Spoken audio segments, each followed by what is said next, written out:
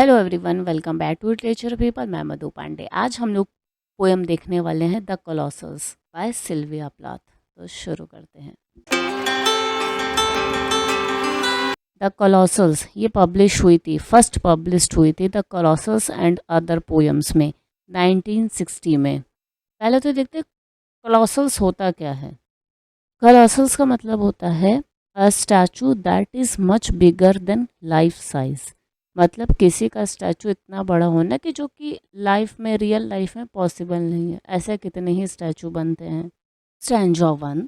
I shell never get you put together entirely eased, glued and properly jointed. Bloom bray, big grunt and bawdy cackles. Okay.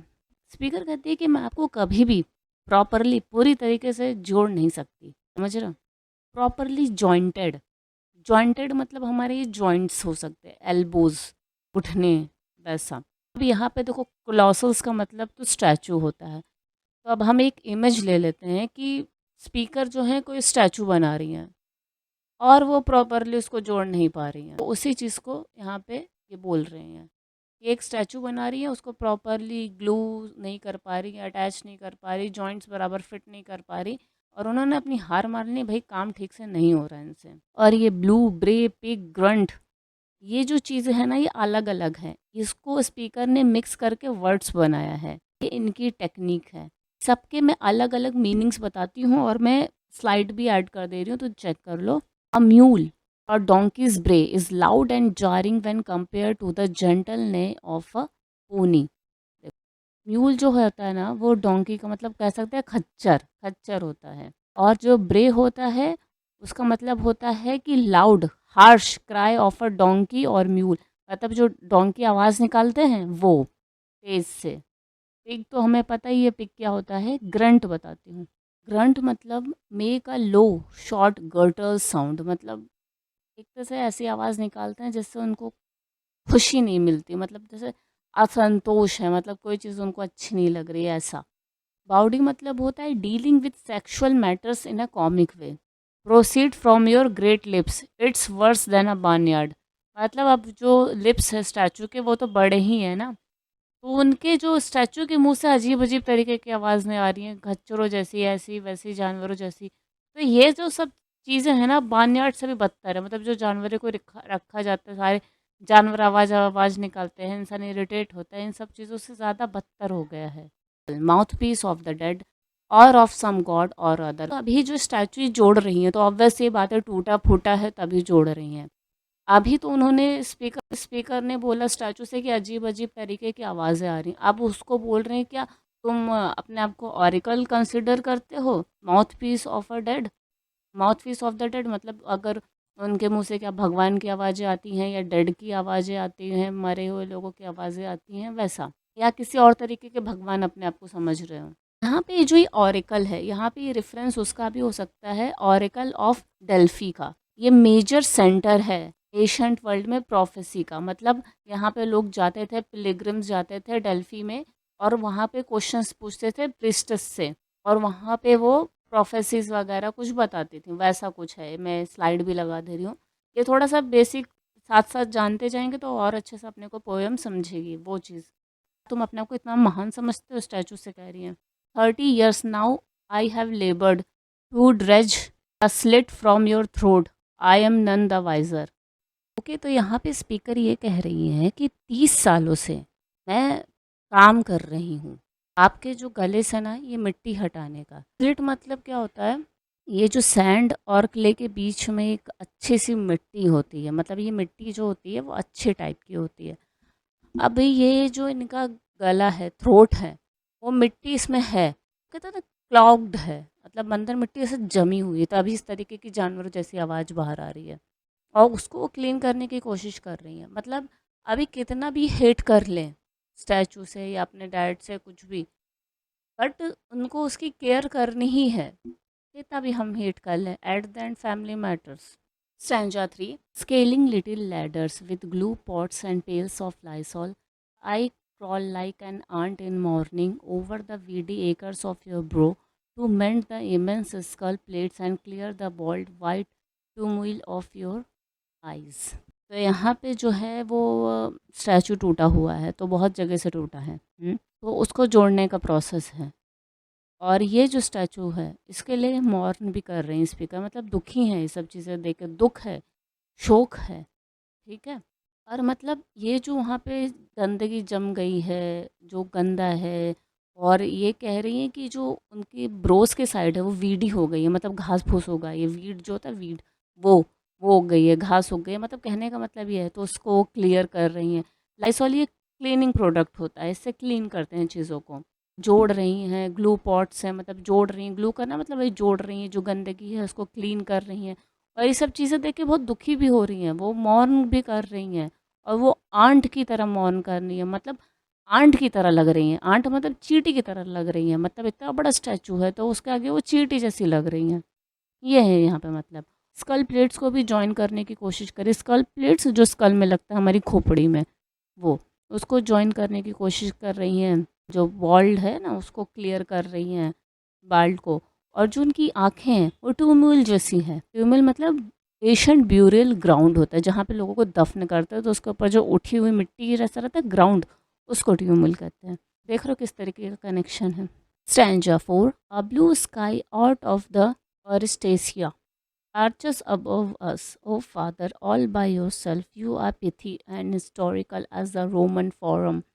I open my lunch on a hill of black cypress. Your fluted bones and acanthine here are littered. तो अब हमें पता चल ही गया है कि ये statue किसका है, फादर का। इनके इनकी कई सारी पोएम अपने डैड पे रिलेटेड है, जैसे कि पोएम डैडी है, उसमें भी स्टैचू वगैरह की बात हुई है, तो उस पर भी वीडियो बनाया है मैंने, अगर वो देखना हो तो देख लो।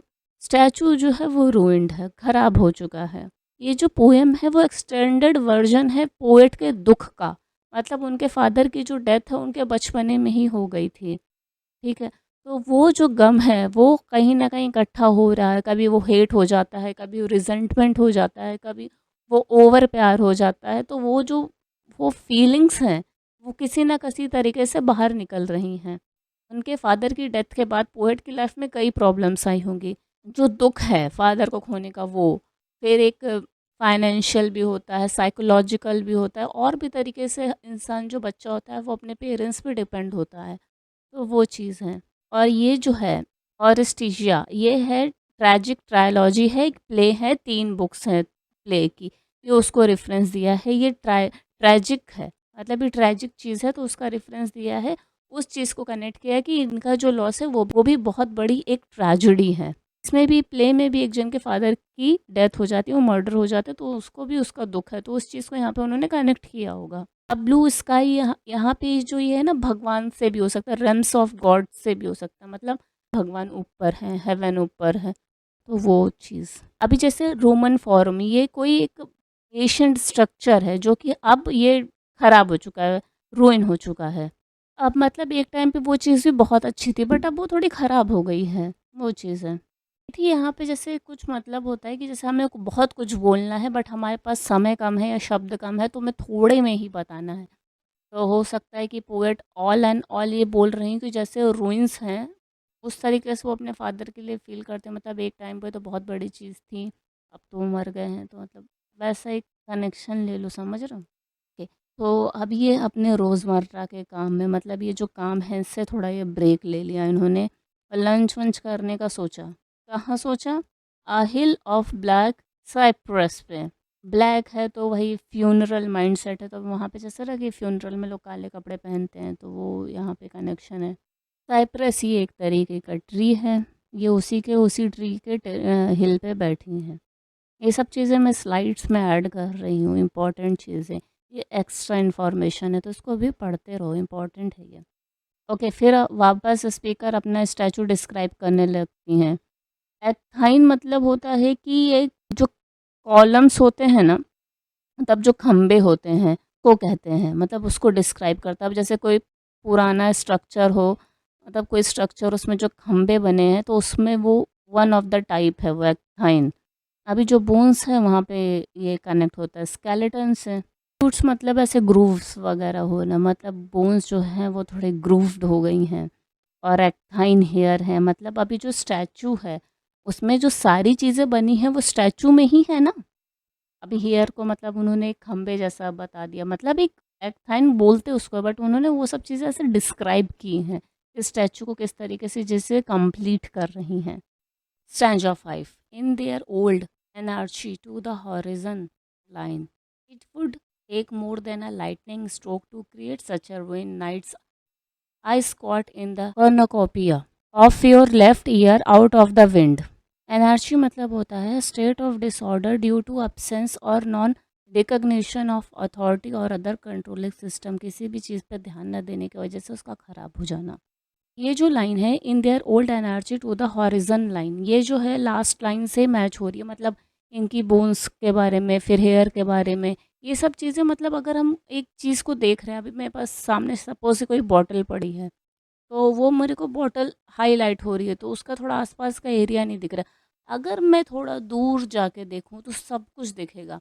तो मतलब उसके जो स्टैचू है इसका कैसे टुकड़े इधर उधर पड़े हुए हैं, वो दूर से कैसे दिखेंगे वो दिख रहा है। हॉरिजन मतलब बहुत ज़्यादा बड़ा है स्टैचू, तो उसके जो रूइंस है, जो उसका टूटा फूटा एरिया पड़ा है, वो भी बहुत दूर तक पड़ा है। फिर स्पीकर कह रही हैं कि ये जो है इस चीज़ को बनाने के लिए, इस पूरे स्टैचू को तोड़ने फोड़ने के लिए लाइटनिंग स्ट्रोक से ज़्यादा कोई भयंकर चीज़ है। मतलब अभी जैसे किसी भी चीज़ पे बिजली गिरी टूट गया, उससे भी ज़्यादा खतरनाक कुछ है जो गिरा, जिसकी वजह से टूट गया, किसी वजह से टूट गया।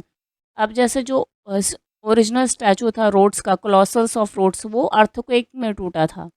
जो क्लॉसस, जिसका इसका भी एग्जाम्पल हो सकता है टाइटल, मतलब टाइटल इससे भी हो सकता है क्लॉसल्स से, रोड्स ऑफ क्लॉसल्स, ये जो है अर्थक्वेक की वजह से टूट गया था। मतलब जैसे स्टैचू स्पीकर पोएम में बता रही, एक स्टैचू ऐसा और भी था बड़ा सा, मतलब जैसा बता रही वैसा नहीं, रोड्स का ही देखो, पिक्चर देख लो। फिर अभी दिन भर के काम के बाद ये क्या बता रही कि रात में मैं आपके कॉर्नोपिया, लेफ्ट ईयर के कॉर्नोपिया पे बैठती हैं out of the wind. Statue इतना बड़ा है कि तो उसके किसी भी पार्ट में जाके बैठ भी सकती है, मतलब स्टैचू समझ लो कितना बड़ा है, जब कान के किसी पार्ट में बैठ सकती हैं तो। Stanza 6, counting the red stars and those of plum colour, the sun rises under the pillar of your tongue, my hours are married to shadow, no longer do I listen for the scrape of a keel on the blank stones of the landing।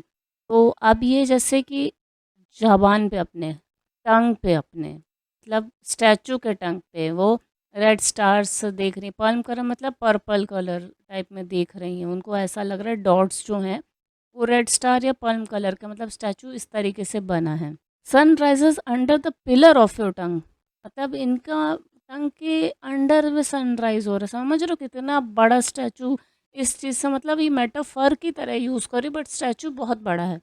इनके जो arts हैं, मतलब ये married है shadow से, मतलब ये काफ़ी ज़्यादा डिप्रेस्ड है, इनकी लाइफ में कुछ अच्छा नहीं है।